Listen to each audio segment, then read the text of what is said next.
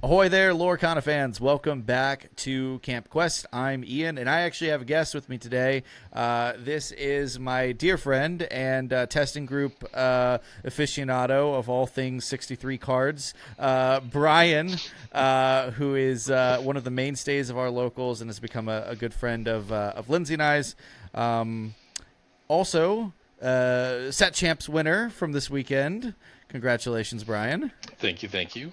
The two of us actually are going to be talking about set champs, but specifically a certain topic today. We're going to be talking about why we won set champs by changing our decks at the last minute, and why that proved to be a good idea, even though I have talked a bunch of times on this channel about why I generally believe in sticking with what you're good at, and just, it'll eventually correct itself if you're a good player.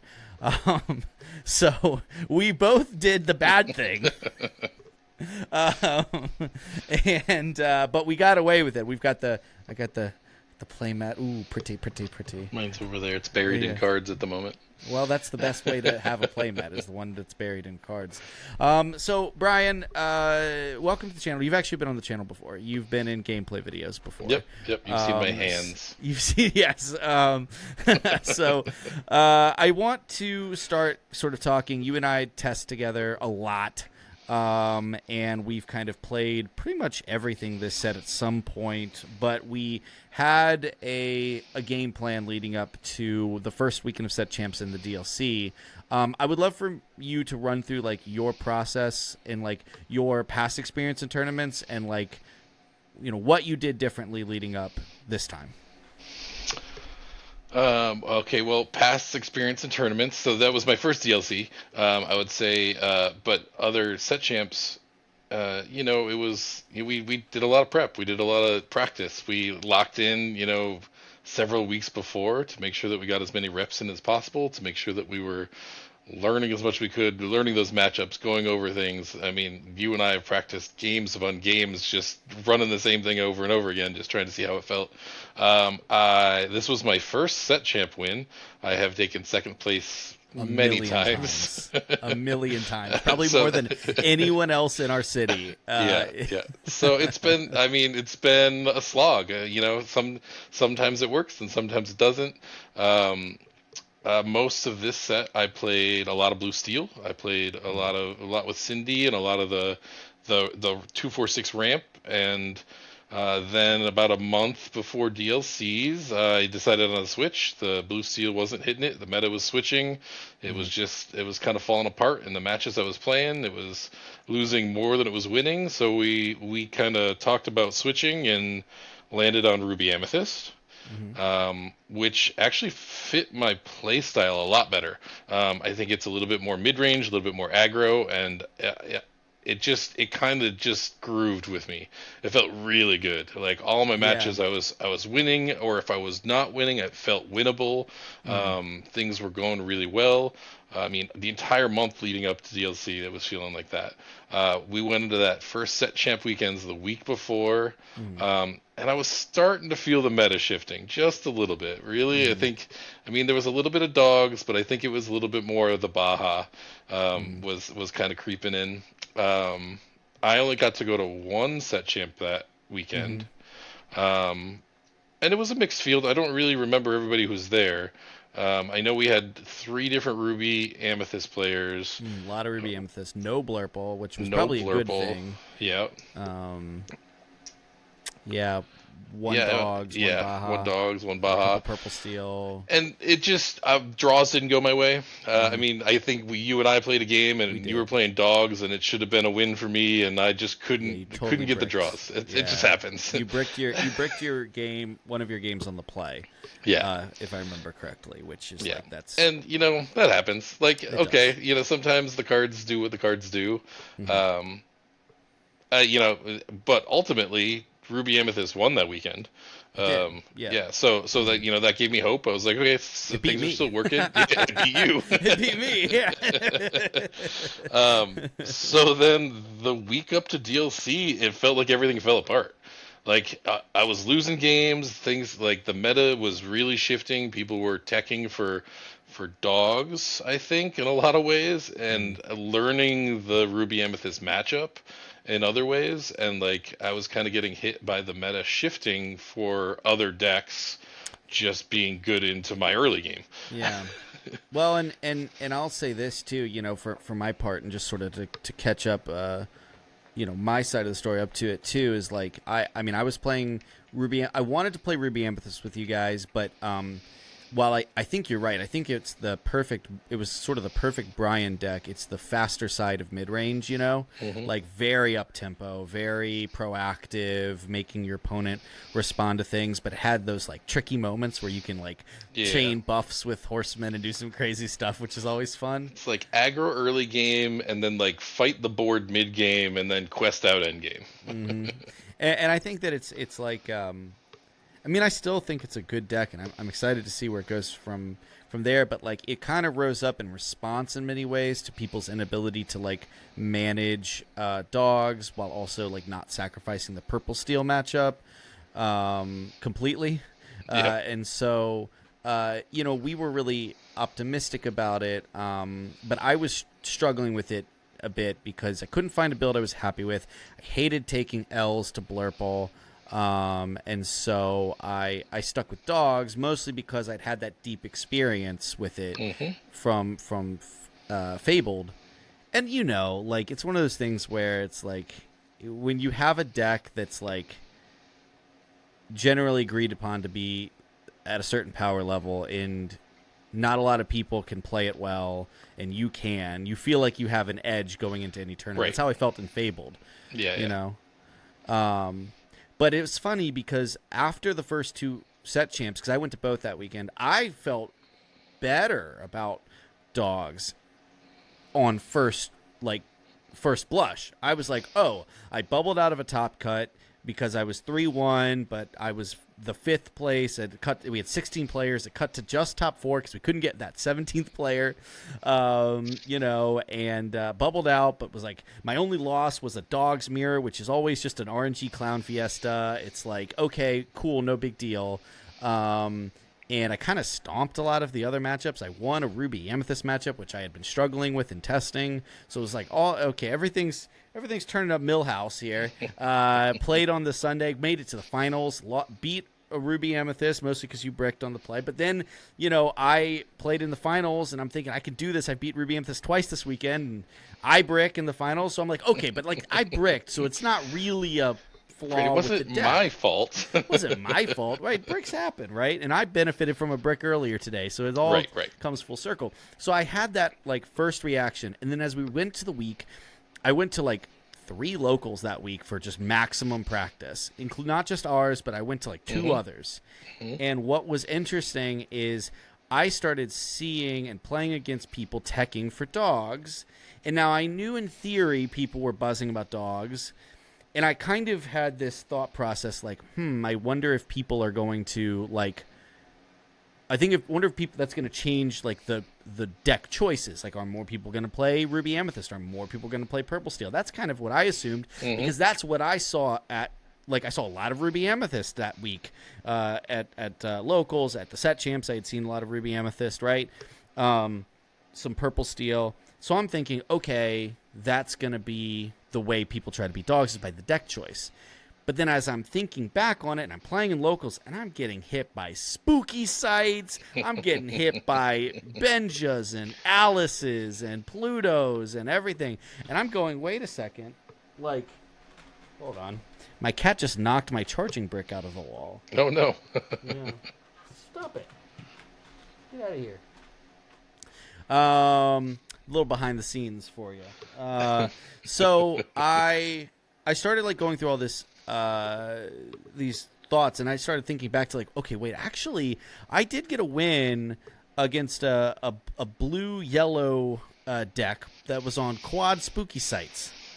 And okay, I did play against purple steels that had Plutos, and I just got away with it. And I played against multiple Ruby Amethyst opponents, and I was able to like only because we played that matchup just so much, I was able to like figure out how to try to navigate it. And so as you and I are talking leading up to the event, I'm getting more and more and more depressed because I'm going to locals and just getting spooky sided and benja'd into oblivion.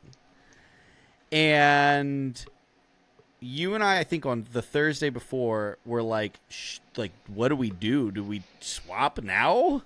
Yeah. I mean, there was the. I mean, I had put so much time into it. It's like, no, I can't abandon this. Like, I know the matchups. I know what I'm supposed to be doing. The deck. I know how to play the deck. And the tech spots. I tested. Maui's, no Maui's, Hades, no Hades, like all those different things. So it's like, okay, well, let's see how the Friday event goes for me. Mm-hmm. And I was like, let's play in this. Let's see how it feels. And if it feels good, then I just keep going. But there was at that point for me, there was not a chance that I was going to change. Like, no, Yeah. no, I've practiced this too much. Well, Like, I said, and I affirmed that. I mean, we chatted about it. And it's like, okay, well, why? Like, you can try to read the meta and have the perfect play for the perfect day, but then it just might not matter at all. At an event as big as the DLC, it might not matter. So we stuck with our decks. Yep. And the DLC went fine. It went okay. I mean, for my first DLC, I think I did great. I got my promo. Didn't make day 2, but 4 and 4, I'm fine with that. I think that was great. Yeah, and I went 5 and 3, but unfortunately was out of contention earlier than that 5 and 3 record would otherwise indicate. I mean, it was a confidence, maybe not a booster, but a confidence rallier that I was able to actually come back and hit a bunch of wins back to back the day. But what was the most fascinating, I think, about it was that that tickling fear in the back of the head proved true.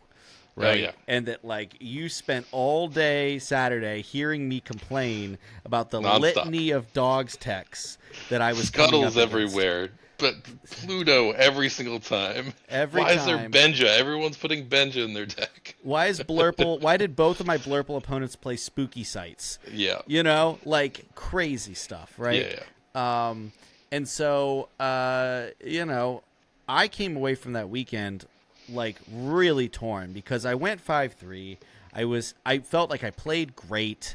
It's a deck that I'm very confident in. I've put the work in. I've studied guides. I've got tons of reps. I'm sitting there and one of the things that weirdly built my confidence is somebody was like, "Hey, can you try to teach me this?" And I start going into it and I'm like, I don't have time to teach you this. There's too much to try to remember. There's so many little micro decisions that Yeah. So we finish up the DLC. We have a blast. We play a ton of side events on Sunday. Yeah. We go home and then we, rest. Don't think about Lorcana. Don't think about Lorcana for a day or two. And then we get to League on Thursday and it's like, what are we doing this weekend? We got 2 set champs. One on Saturday and one on Sunday that I'm supposed to be judging. And at our hosted by our own store. And it was and I think I think you and I chatted and I was playing a goofy deck. I was playing something silly too with detectives and whatever. But I'm like, I had built a tube full of meta decks, and I'm like, I've got this deck tube here, right, where it just you can carry 5 decks in it, and I'm like, I'm just building all the stupid meta decks, and I'm like, I think you were like, what are you gonna play this weekend? And I'm like, whatever beats the other people. Yep. You were like, I'm going to bring 3 or 4 decks. I'm going to see who's there, and I'm going to pick the deck that's going to beat them all. And you know what's crazy is that sounds so mean. It does. You know what I mean? It felt mean. It felt mean. But one of the things that was interesting about it is I kind of had my mind made up on, I said that on Thursday, and then I go home, I play some more games, and on Friday night, I kind of make up my mind. I'm like, you know what? I'm going to this event tomorrow. I never play at this store, so I know some of the people that are Richmonders, but some of the people I'm not sure about. Mm-hmm. I said, I know that a lot of the great players in our area are still on Blurple. Like they really like it. Many of the best players in our area really just like control strategies. Yeah. And Baja, so, Blurple. mhm. Yep. But what was interesting is that many of them that were Baja people had moved off of Baja. Before the DLC. Before the Yeah. DLC, in no small part because of dogs. Yep. And I'd like to take some credit for that, but I certainly can't take all the credit. And Emerald Amethyst. We had a fair amount of Emerald Amethyst There's a in lot town, of too. Inkcaster.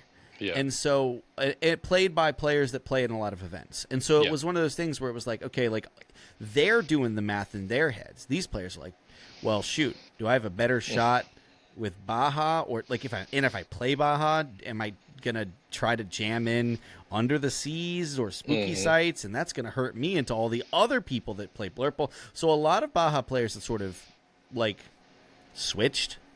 And so I was like, okay, if I'm gonna make a bet, knowing my area, knowing my city, we have a pretty decent sized, like community here. And I said, but knowing them, I'm like, I just think the odds of me hitting a Baja are the lowest of any of the things. So I'm going to play Purple Steel. And I said, The deck you really dislike to play. a deck I do not like. And man, it was the weirdest feeling because it goes against everything I tell other people to do. Yeah. Everything I tell other people is like, if you have a good deck that you're good with, just keep running it. Just keep running it back. So like, let me open the floor here. Actually, you know what? Before I do that, Brian, you had a similar experience. Yeah. You did a last-minute pivot as well. So you want to walk through that? So that conversation on Thursday... it's crazier, to be honest. I mean, it is. So that conversation on Thursday, I'm like, I'm not feeling Ruby Amethyst. I need to switch. I need to do something. I want to bring multiple decks. I mean, I'm not going to break apart Ruby Amethyst. And you're like, well, what are you going to bring? And I'm like, I don't know. Blue Steel, Amber Amethyst. I've been looking at these decks for a while, and I played Blue Steel most of the set. And before the DLC, I tried some crazy Blue Steel. I really wanted to improve the early game, and so I tried to mimic the Purple Steel opening with the Blue Steel endgame by delaying my ramp, saying, okay, well, screw ramp on 2. I'm gonna 1, 2, 3 song, and then I'm gonna ramp on 4. Like that was my goal, and it didn't work. It was a terrible league night, and Ian and I chatted afterwards, and I laid out the deck, and he's like, yeah, I see what you're trying to do, but the shell of this and that just doesn't mix. So I threw it to the side because we were going to the DLC anyways. I didn't really think about it. But that night, I came home and I'm looking at Dreamborn and shout out to Impact TCG. He won a set champs, or they won a set champs. I don't actually know who they are. And they had this Blue Steel list on there that was like that low to the ground, and instead of the top end shell, it was using the Harlan Sweet Kiwi Birds shell with Alice and bodyguards, and I was like, okay, this is interesting. Let me run a couple games with this, and it felt really good. And I was like, okay, there was Plutos in it that had Scuttles for Ward. It had all this stuff. So I made some edits. I added some Pete's in that weren't in there. I added a Benja for a lower curve because I knew going into our set champs that there were at least 3 people on aggro. I was expecting like 4 people, 3 on Inkcaster, 1 dogs. The deck was feeling weak to Ruby Amethyst, but I was the main person still on Ruby Amethyst. Yeah. The other 2 people, one didn't do well at DLC, so I knew he wasn't going to play it, and the other one won a set champs with it. So I was like, there's nobody going to be there on Ruby Amethyst. So it's like, okay, so that's the weakest matchup. So I'm okay into Purple Steel. I'm okay into Blurple. I made my edits, and I'm like, okay, just play as many games as possible. So I spent like Friday and Saturday, I probably played 50 best of ones. And it was feeling really good. I was winning more than I was losing. I was like, this is weird to switch to this completely unknown thing, but it's working. And it's weird because it felt a very similar style to the Ruby Amethyst. It had an early game that was going to fight the board and be there, Hmm. but and then like a whole bunch of questing, but just it was solid. And I knew it was going to counter the Emerald, Amethyst, and Casters. I knew it was going to counter the dogs, and I knew it was strong enough into Purple Steel that it had that same 1, 2, 3 sing a song curve that is, Hmm. But the addition, it had ward. It had a ton of ward, and so that Hmm. stopped a whole bunch of people of every time they got to that song that they wanted to sing, they're like, oh, they have to take out my hook, or they have to take out something that was less than ideal, while I was able to continue putting pressure on the board. So I ran with it. That's where And it brought me to my Sunday. you went undefeated. Undefeated. I Hmm. dropped 2 games. Hmm. Once to a purple steel player, and once in our round 4, just before top cut, to the Baja player that I also played at the last game, which Another I member 2 of 0'd. our testing Another group. member of our Shout out testing Craig, group. Yeah, the yep. the last Baja believer, which is funny because it won the DLC, but Right. seemingly we'll see what this next weekend if people get back on it or something like that. We were talking about still going and just playing fun decks. Yeah, yeah. It's funny because I want to play that deck again, but also I don't want to be mean. Right, I know. That's how I'm always like. I was like, all right, I can't. I at least can't play with the same deck I played before. Yeah, yeah. So looking at this here, uh, what's interesting about it is it's a lot of cards that you had played all set, but in a Hmm. different structure, Yeah. right? Because you're cutting the ramp out, Which was and so weird. It felt which is so wrong. weird, right?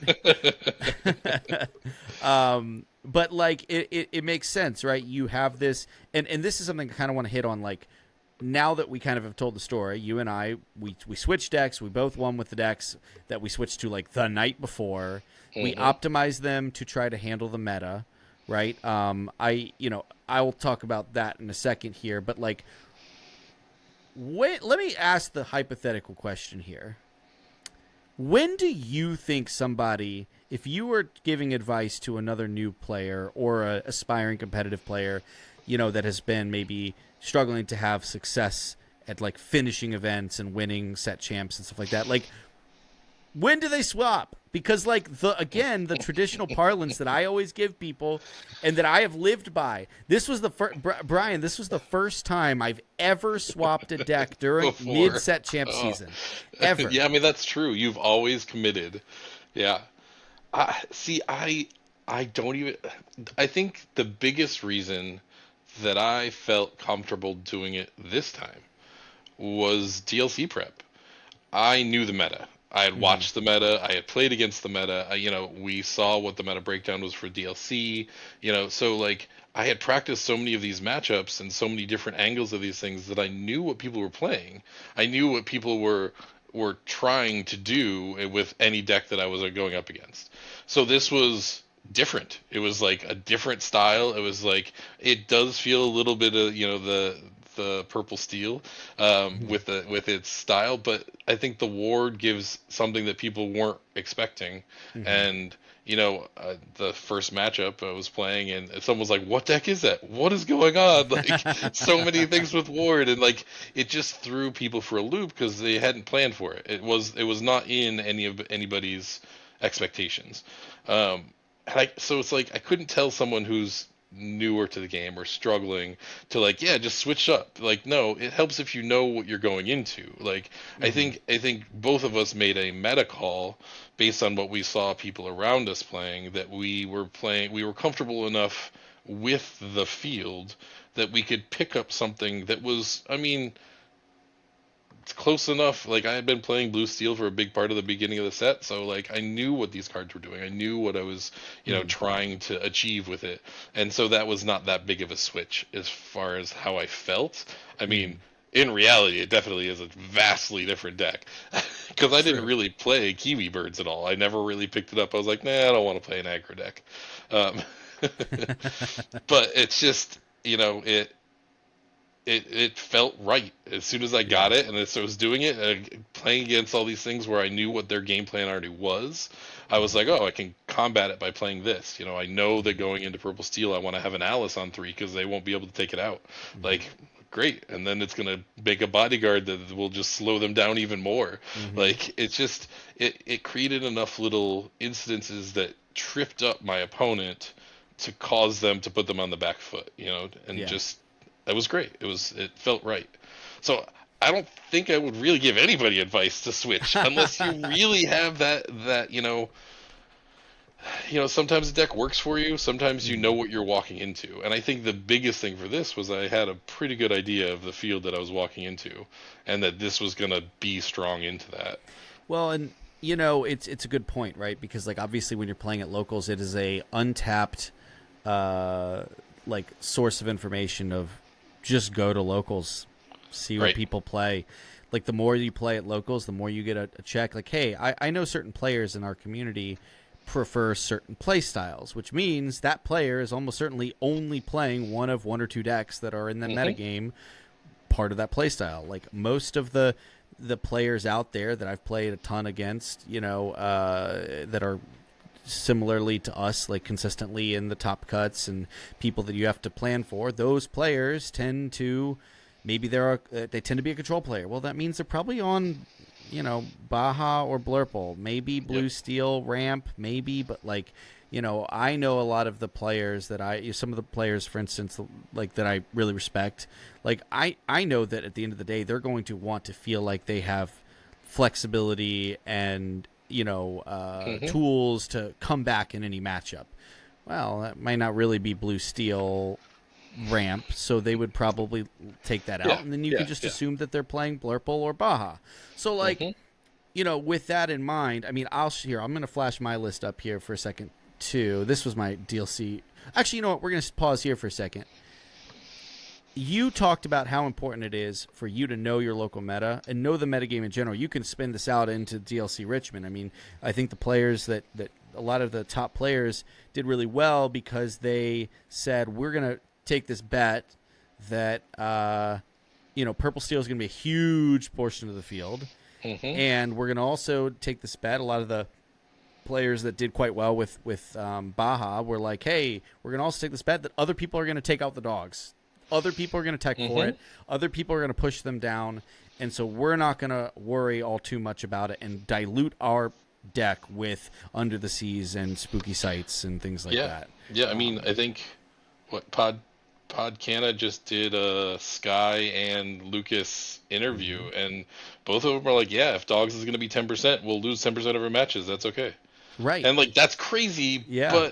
but I mean, by numbers, that makes sense. Like, And yeah, and I think the other thing, and this is something I wanted to highlight, is what made my decision for me. So the reason I decided to swap from dogs was because, and this is the list that I played to the DLC, a pretty stock standard list. A couple things in there that are like preferences. I included a couple more one drops that are my preference to have. But like if you, I guarantee, if you show this to some of the top dogs players, they'll be like, oh yeah, I mean, that's pretty yep, normal, pretty yep. normal. It's a good list, right? So the but what was interesting, and the reason I decided to press the eject button, I don't mind. I have played enough of all sorts of different archetypes, and I think that everybody has the types of decks that they tend to prefer. But like I have been a troubadour in this game so far, swapping between archetypes. I've played aggro, mid range, control, everything, Yeah. um, and I have had moments in the past where whatever deck I'm playing is either being targeted at the meta scale or even played enough at locals that players know I'm going to play it and tech for it. Well, I Just mean, to for the first 5 sets, you were Ruby Amethyst only. Yeah. Well, yeah. For the first sets 1 through 5. So for the first two Yeah. set champs, Sure. Sure. Yeah. I basically played Ruby Amethyst. But I since then, obviously, having played a different thing, different archetype Hmm. every single Every single time. set. One of the things that's interesting is that like in the past, if you were going to tech against call it Ruby Amethyst, right? Maybe you play, your 4 copies of Ursula. That's kind of what you'll prioritize. Maybe if you're teching against Blurple, you'd include a couple of things to pop illusions, stuff like that, right? Yeah, it's These are 1 to 3 tech cards. yeah, well, and these are like soft techs. Yeah. Like these are things that are going to give you a advantage in the moment that are going to hopefully cascade into an advantage that you can turn into a win. The kinds of tech cards being played that were hitting dogs were like game-winning, flip the entire match on its head cards. And if you got hit by it, you would just usually lose. Now, the item destruction was one thing, and item destruction was something that, like, okay, when you know that item destruction's on the table, you start trying to look for other ways to win without needing the Chromacon. That's one thing. But with me running into all these local players jamming in Under the Seas and Spooky Sites into archetypes that they otherwise would not be playing them, that's what kind of flipped the switch in my head of, like, I can't always control when they're going to just draw a card that ends the game on the spot. Mm-hmm. And that then goes beyond soft techs and goes into hard counters. Yes. And I think that is a time when you should switch decks. Is if your deck, whether it's because of you or just the larger metagame, if your deck is being hard countered, aka people are able to just beat you with a specific card. Yeah, and including that just ruins your deck completely. Right. And so I that was sort of what pushed me over the edge, is going to locals after dealing with a weekend of being hit by scuttles and wasabis and Alices and Spooky Sites and Benjas, and then going to locals and seeing those same sort of tools being deployed. I mean, all of us were paying attention to that. So as soon as you got into locals, you saw the same thing over again. Mm-hmm. It's like, everybody's right there. Right, for sure. And it's understandable, too, by the way. Like, it's not something that is like... It's just... But that is the kind of decision that you have to make, is like, is this something that I'm going to... Is this something I can reasonably play around? Or is it something that is going to take fate out of my own hands, and so that's kind of, I think, why I made the decision to swap. Now, looking at my list here, I kind of did similar things to what you did. You said you're worried about Inkcaster. Well, I know that there's certainly some Inkcasters. I know that I'm pretty much the only dogs player at our store and at 1 or 2 other stores, but the store I was going to, I wasn't sure. There were some players that I hadn't seen in a while, so I want to have those Benjas in there to give me an edge in that matchup. And then the other thing is, I said, I don't want to play Pete's because I'm going to decide not to worry about Baja. I said, but I really don't want to roll over and die to Blurple. And now I don't think the deck always does that, but I think that when it is, like, I think there are some things that people were doing that improve the matchup drastically into Blurple without hurting you too much into some other things. And I think the biggest culprit that I noticed, and I know because I said there's so many players in our area on Blurple and and even outside of Blurple, purple decks with Damonas and Dumbos and all these things. And I said, I want as many ways to deal with evasives as possible. So I jammed in those Jafars instead of the Herons. I put in the Genie Dragons instead of the Lexingtons. Now, Lexington does deal with evasives, but also a problem with Blurple, I need to match them card for card throughout the game. I need to be able to draw just as many cards as them. And so by putting the Genies and the Jafars in, I'm increasing my targets for Dumbo and increasing the opportunities that I'm going to have something on board that Dumbo can come in and turn into cards. I put the Yzmas in there, same thing. I love the Yzma inclusion. it won me games throughout the day. I think 3 different times it drew me 3 cards in a moment where I really needed cards. So it was fantastic, and the deck felt so perfectly optimized to handle the other purple decks. I played Purple Steel Mirrors. I played Blurple twice. Like, it just was reading the room, felt like the correct play. And then when I had to go up against a dogs player, what was interesting is it speaks to what you were saying. Because you and I were so in tune with the meta and we had tried a lot of things, as I was driving over there, Lindsay, I remember, was like, have you played much Purple Steel? I mean, you played Purple Steel into me playing Ruby Amethyst a whole bunch. And I said, well, I never played it previously with the intent of taking it to a tournament, but I was the punching bag for everyone Right. else who needed to test against Purple Steel. And so I would bust that out when it was their turn to test what they wanted to test, and I would bust it out and grind Purple Steel games.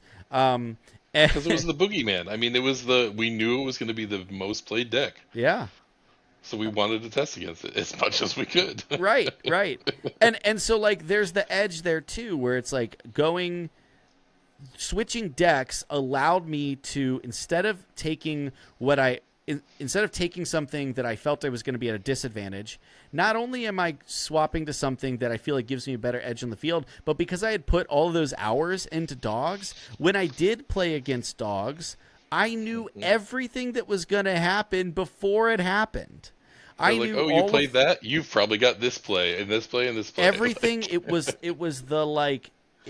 the Galaxy Brain meme where I'm just like, you're playing these things. I know exactly what you're going to want to do next turn, and I'm going to play the card that mitigates that the most. And and it would just come down in certain ways. Like, obviously, having Benja helped, being able to mulligan and toss cards to try to find Benja. But even outside of that, being able to, like, know how much their tramp's going to cost next turn, and what lines that opens up, and what lines that cuts off. Okay, can they chain tramps next turn? Can they sing No. Under the Sea if they find it? Can they What does sing my Under the board Sea? look like? Yeah. Yeah, exactly. Okay, knowing not to, like, walk into an Under the Sea on key turns where it might be on the board, right? Or setting up a board where if they try to Under the Sea away the 2 1-drops you played earlier, you're able to punish them back the next turn. So, anyways, I just, we can kind of wrap this up here, I think, with a couple of takeaways.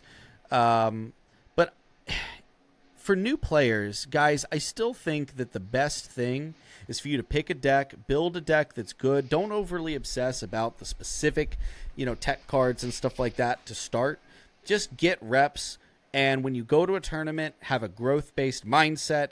Go into it saying, how can I walk out of this tournament knowing more about my deck and being better at playing it than I did before. But when you're looking to start, like, crossing that line into being a aspiring competitive player and trying to go and win these tournaments, and if you're somebody that is, like, ready to make that jump, that's when I think that playing a few extra decks, having 1 or 2 decks that you can fall back on and pivot to, can really be handy. Yeah, I think, like, don't be afraid to try other decks. You might find something you like better. Like, True. Decks have totally different feels to them. Some feel, a slow, methodical play. Some are, bursty. They like, you do something, nothing will happen, and then suddenly you're doing all sorts of things. Some of them are like roulette. You have, and some people enjoy that play style. And if you haven't played a lot of card games, learning that about yourself is important too. And so, like, to that end, you do a great job about bringing a whole bunch of decks with you. And if someone wants to, hey, can I play that this time? Yeah, just ask to borrow someone's deck. Ask to, like, you saw someone playing something and it looks interesting, try to play it. Say, hey, do you mind if I try and play that against you? And then let that person play your deck, or you play one of their other decks, and just test it out. See how it feels. Because I know with new players, the barrier to the card game can, getting cards can be intimidating and pricey. But ask around in locals, especially. I think, especially with us, a lot of people are willing to lend you a deck for a round or two and let you try something, or play in a match just to try it out. But the more you do that, the more you learn about those decks. Even if you go back to your original deck, you now have insight into what that deck and how that deck plays and what it's looking for. Yeah. It's really helpful. And I think a big thing that's interesting about this is that like I think all of these advice that we tend to include on the channel of like, you know, when we do broach the topic of like, okay, should you stick with the deck, should you change decks, you know, how much deck building versus meta like net decking should you do, things like that. I think it all comes down to like, do you have a honest self evaluation of where you are as a player? And you know, I think we can kind of in there think about where you are as a player of the game, how experienced you are on it.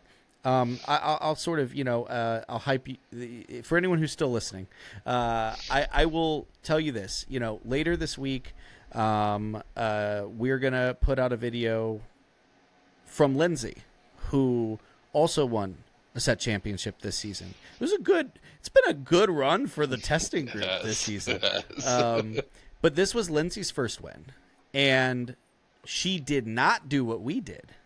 Nope. Lindsay has been playing the same deck for 5 consecutive sets.